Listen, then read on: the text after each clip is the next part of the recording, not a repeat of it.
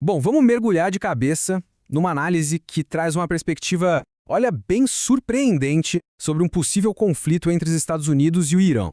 E para a gente começar a entender o raciocínio, tem essa citação que, nossa, resume tudo perfeitamente. A ideia é que não estamos falando de um conflito convencional, porque os dois lados simplesmente não estão jogando com as mesmas regras.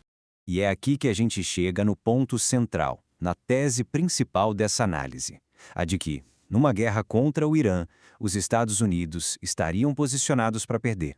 É a clássica história de Davi contra Golias, né? De um lado, a gente tem o imenso poder militar convencional dos Estados Unidos, com um orçamento de mais de 800 bilhões de dólares. Do outro, o Irã aposta em táticas totalmente diferentes. Guerra assimétrica, mobilização ideológica e, principalmente, desgaste econômico. Tá, mas como isso poderia acontecer na prática? Bom, a análise aponta para um lugarzinho bem específico no mapa, um ponto crítico. Essa faixinha de água, com só 33 quilômetros no seu ponto mais estreito, é descrita como o coração frágil de todo o sistema global. Pensa nisso, 33 quilômetros. E a importância desse lugar fica ainda mais clara com este número. Dá uma olhada. Todo santo dia, 1/5, 20% de todo o petróleo do mundo passa por ali. É um gargalo que o Irã pode efetivamente controlar. E esse gráfico aqui mostra o tamanho do problema. A dependência das grandes economias é impressionante. O Japão, por exemplo, 75% do petróleo que importa passa por ali. A análise até destaca um aviso do próprio Japão. A economia deles colapsaria totalmente em 9 meses se o estreito fechasse. É muito sério. Ok, vamos seguir em frente e entender melhor como isso funciona. A estratégia do Irã, segundo o que foi analisado, se baseia em duas formas bem poderosas de guerra assimétrica. E aqui a matemática é brutal.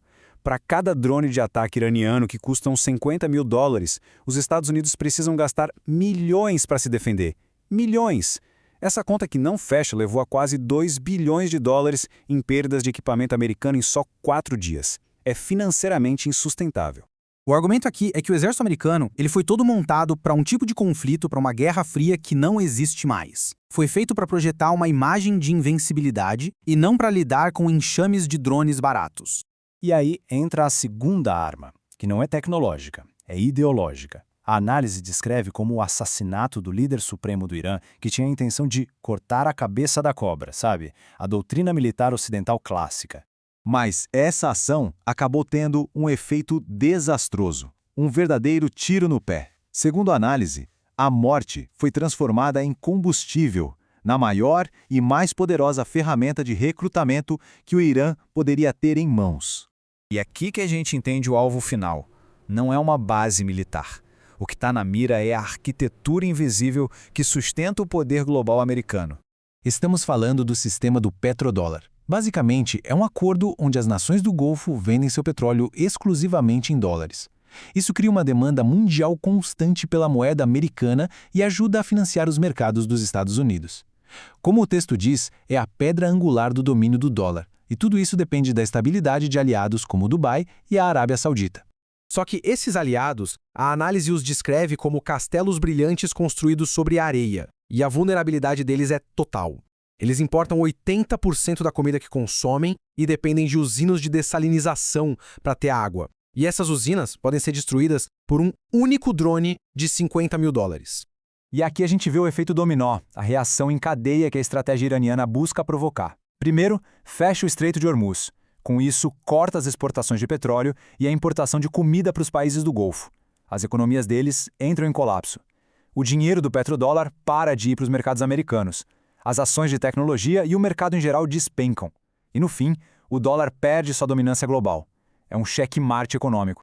E tudo isso nos leva à conclusão final e bem dura dessa análise. O argumento final é este. Não se derrota um império no campo de batalha. Leva-se ele à falência. O Irã não precisa ganhar uma guerra no sentido tradicional. Só precisa fazer o custo do conflito ficar insuportável para um império que já lida com suas próprias fragilidades estruturais econômicas. No fim, a análise nos deixa com uma reflexão. Na guerra moderna, qual é a arma definitiva? A tecnologia ou a ideologia? Uma nação que está disposta a morrer pode, talvez, ter uma vantagem decisiva sobre outra que já não tem tanta certeza do porquê está lutando.